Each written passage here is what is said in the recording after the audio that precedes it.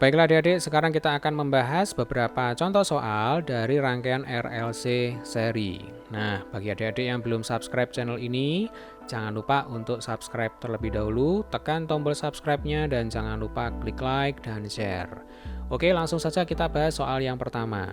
Di sini ada 13 soal ya, kita bahas semuanya.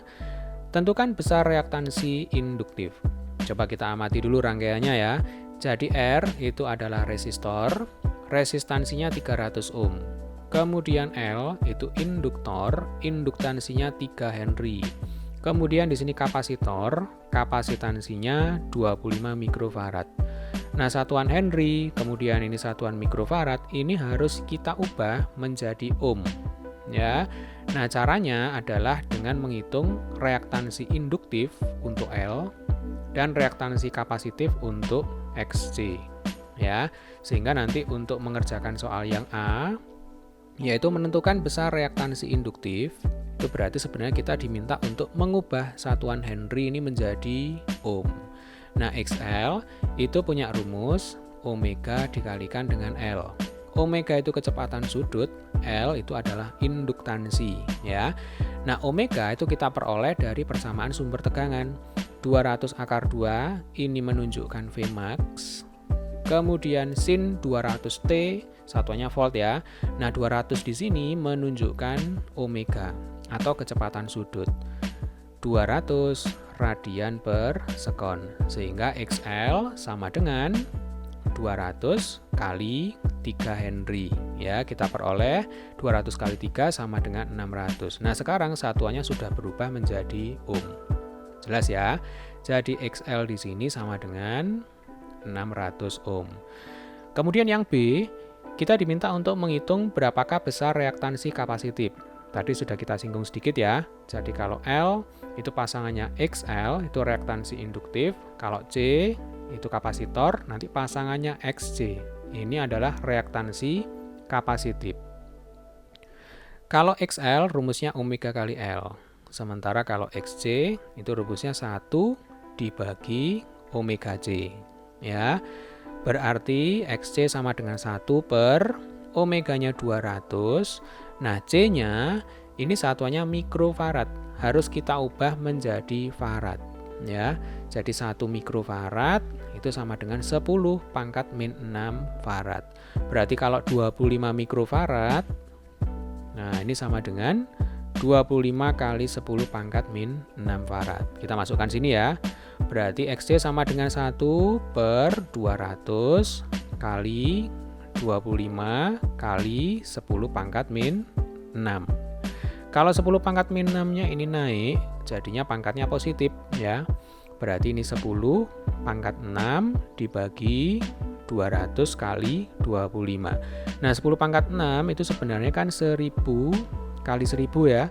Nah, ini dibagi dengan 200 kali 25.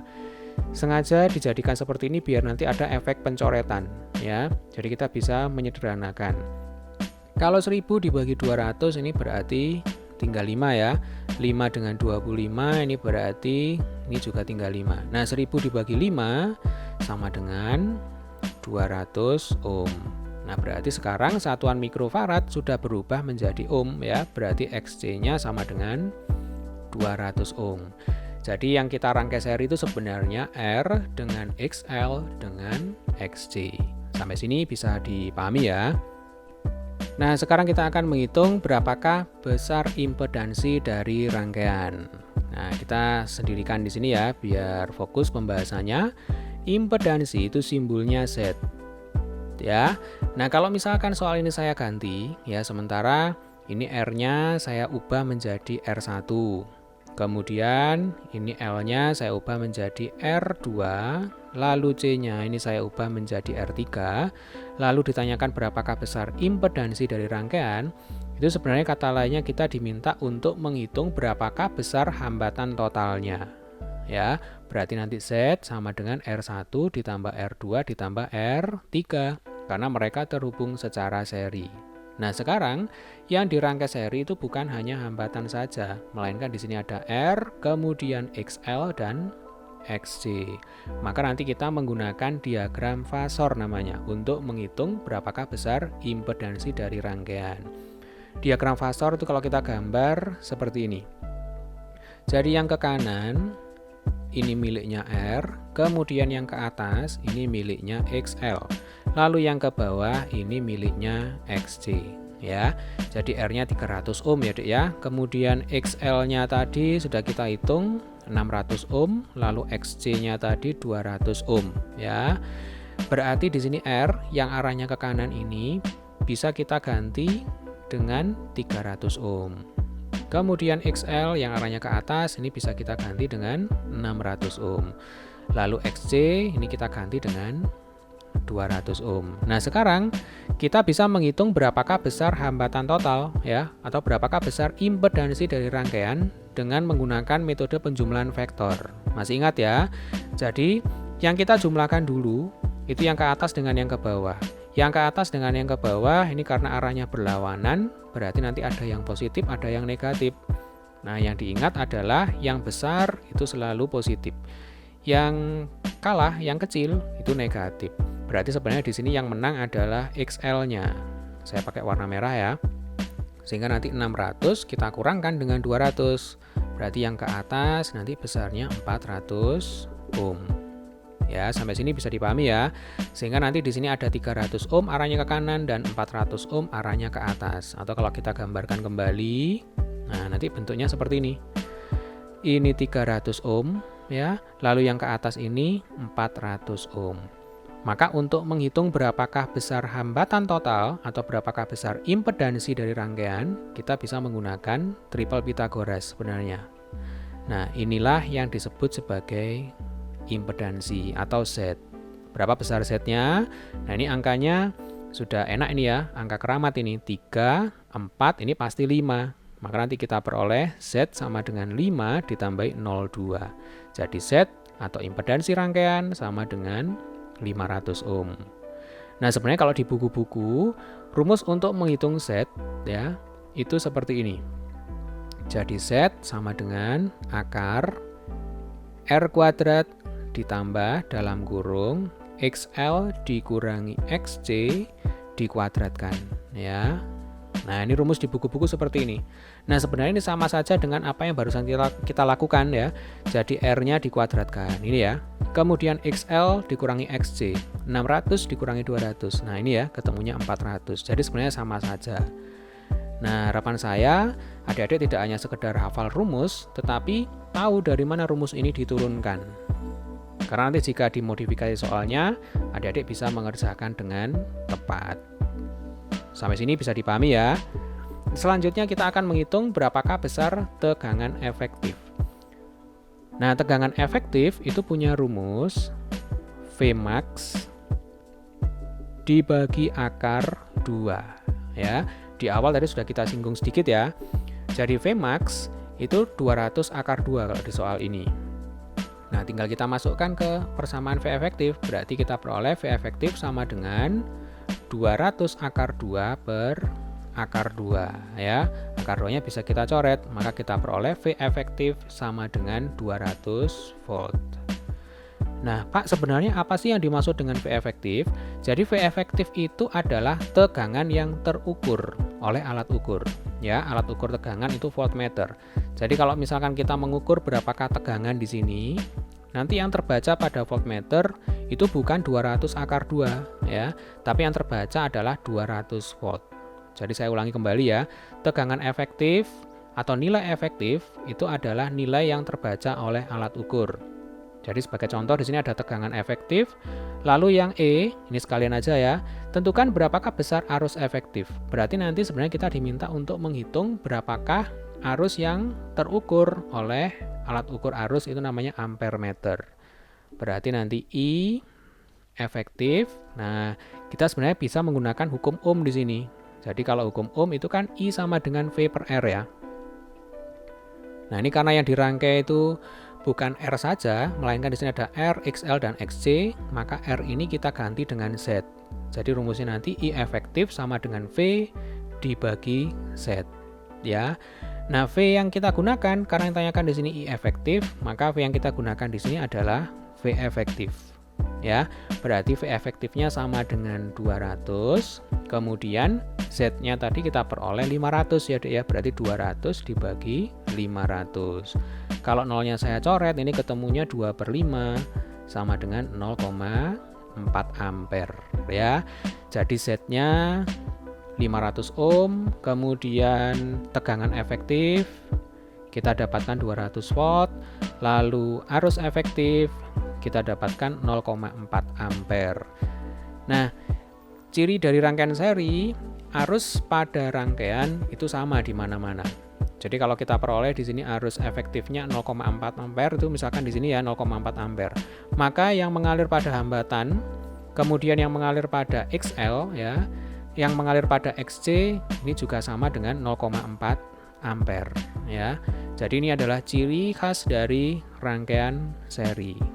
Sampai sini bisa dipahami ya. Nah, sekarang kita akan melanjutkan ke pembahasan soal selanjutnya ya. Yang F di sini yaitu menghitung berapakah besar tegangan ujung-ujung resistor.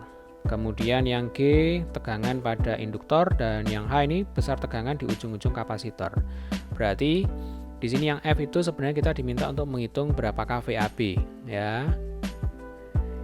VAB sesuai dengan hukum Ohm itu berarti I kali R. Berarti arusnya tadi yang mengalir 0,4 ampere ya, Dek ya. Nah, ini 0,4 ampere kita lengkapi dulu gambarnya, ini mohon maaf karena slide-nya sudah saya bersihkan. Di sini XL-nya 600 dan XC-nya 200 ya. Jadi XL sama dengan 600 ohm. Kemudian XC sama dengan 200 ohm ya, seperti ini ya. Baik, VAB sama dengan I kali R. I-nya 0,4 ampere, kemudian R-nya 300 ohm. Berarti VAB di sini sama dengan 4 kali 30, 120 volt. Lalu yang G ya. Yang G ditanyakan berapakah besar tegangan di ujung-ujung induktor ya. Berarti kita diminta untuk menghitung berapakah VBC. Kembali kita bisa menggunakan hukum Ohm. Jadi kalau VBC ya berarti I dikalikan dengan XL ya. I-nya 0,4, XL-nya 600. 0,4 kali 600 itu ketemunya 240 volt. Jelas ya. Lalu yang H besar tegangan ujung-ujung kapasitor. Berarti di sini VCD. Nah, VCD sama dengan I kali XC. I-nya 0,4, XC-nya 200 ohm ya. 0,4 kali 200 sama dengan 80 volt. Jadi prinsipnya kalau pada rangkaian seri, arus yang mengalir pada R, pada L, dan pada C itu sama besar, yaitu sama dengan arus rangkaian sama dengan 0,4 ampere. Bagaimana? Bisa dipahami ya? Baiklah, sekarang kita akan lanjutkan ke pembahasan soal berikutnya, yaitu menghitung berapakah besar frekuensi resonansi. Terjadi resonansi itu ketika XL sama dengan XC ya. XL kita tahu omega L, XC itu 1 per omega C. Lalu omega atau kecepatan sudut itu rumusnya adalah 2πf ya, berarti 2πfL sama dengan 1 per 2πfC. Tujuan kita adalah menghitung berapakah frekuensi resonansi ya. Kalau F ini kita kalikan dengan F berarti F kuadrat. Kemudian kalau 2π kali L kita pindah bawah. Nah, ini kita peroleh 2π kali 2π berarti 2π kuadrat ya, ini kali LC. Nah, yang ditanyakan atau yang kita cari itu adalah F. Berarti kita akar saja ya.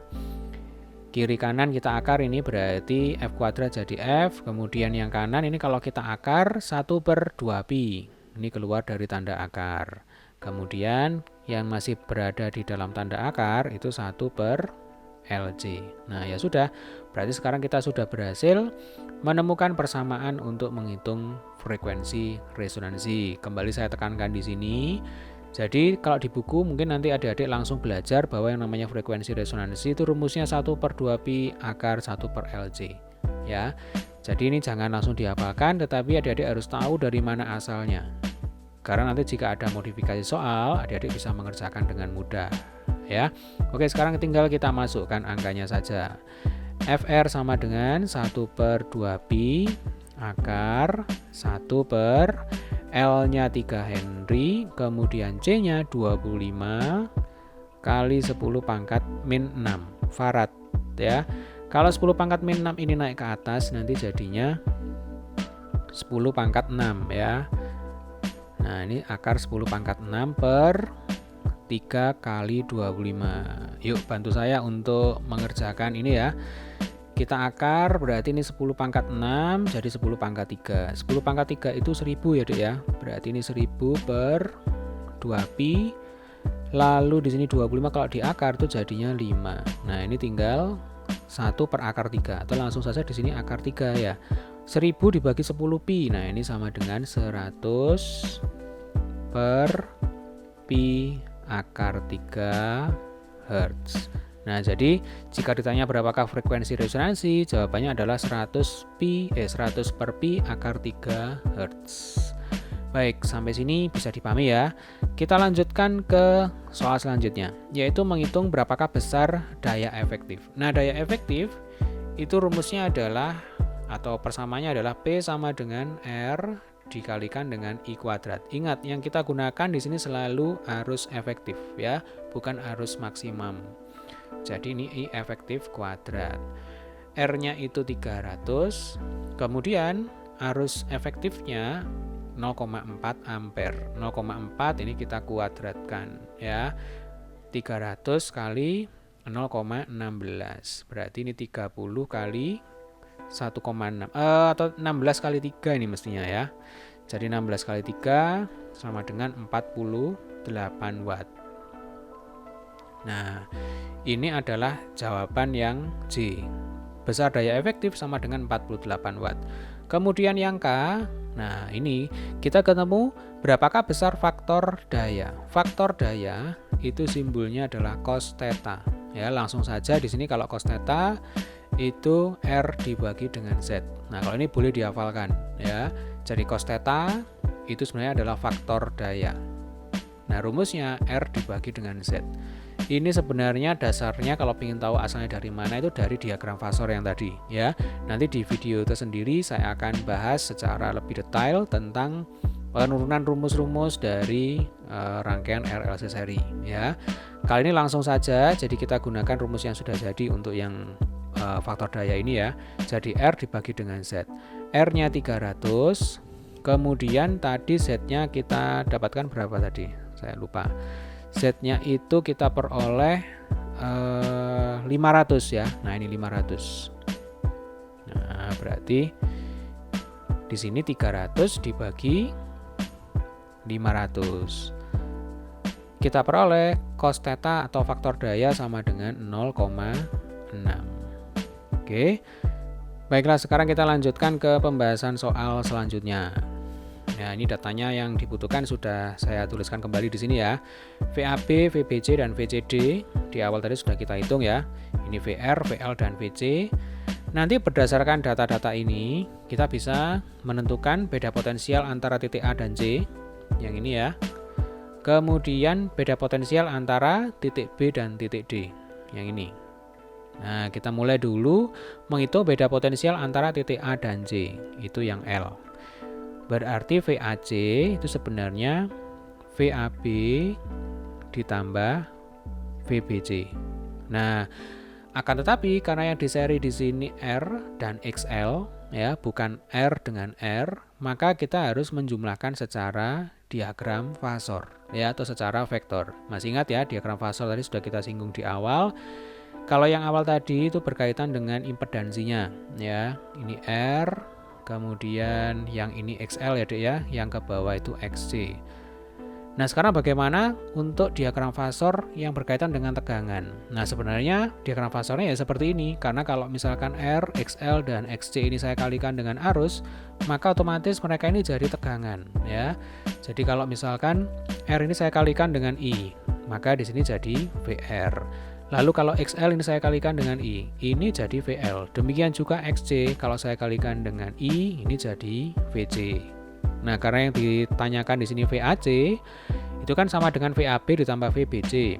Nah, VAB itu VR, kemudian VBC itu VL. Nah, maka nanti untuk menghitung VAC berdasarkan diagram fasor seperti ini, VR-nya ke kanan, VL-nya ke atas, berarti nanti resultanya itu kan sisi miringnya. Maka kita gunakan kembali Pythagoras. Berarti ini akar, VR-nya atau VAB 120, tinggal kita kuadratkan. Ditambah VBC-nya 240, ini juga tinggal kita kuadratkan. Nah, sampai sini adik-adik boleh menggunakan kalkulator ya, karena tinggal hitung-hitungannya saja. Yang penting adik-adik tahu caranya, tahu konsepnya. Nanti kalau angkanya berubah, soalnya berubah, itu bisa mengerjakan dengan mudah ya. Nah, ini kalau dikerjakan dengan menggunakan kalkulator, nanti hasilnya itu sekitar 263 volt. Ya, oke, sekarang kita lanjutkan ke soal yang terakhir, yaitu menghitung beda potensial antara titik B dan D. Ini titik B, yang ini titik D. Nah, caranya sama ya, Dek ya. Jadi VBD sama dengan VBC ditambah VCD. Nah, sekarang kita ke diagram fasor. VBC itu berarti VL ya. Saya pakai warna merah ya biar kelihatan. Kemudian VCD itu VC. Nah, dari diagram fasor ini kita tahu bahwa VL itu ke atas, kemudian VC-nya ke bawah. Maka kalau ditanyakan berapakah VBD, ya tinggal kita kurangkan. Yang besar kita kurangkan dengan yang kecil. Nah, kebetulan yang besar di sini VL ya, VBC. Sehingga nanti jawabannya 240 dikurangi 80. 240 dikurangi 80, ketemunya 160 volt. Jadi intinya, jika adik-adik menghitung penjumlahan, maka lakukan penjumlahan secara vektor. Patokannya apa? Patokannya adalah diagram fasor. Jelas ya? Karena yang kita rangkai di sini R, L, dan C. Ya, bukan R semua, bukan L semua, bukan C semua. Kan tapi ada R dicampur dengan L, dicampur dengan C, maka kita gunakan konsep diagram fasor. Baiklah adik-adik, demikian tadi pembahasan soal kita kali ini. Sampai ketemu di video pembahasan soal selanjutnya. Selamat belajar dan kembali lagi jangan lupa bagi adik-adik yang belum subscribe channel ini, silakan tekan tombol subscribe dan jangan lupa like dan share.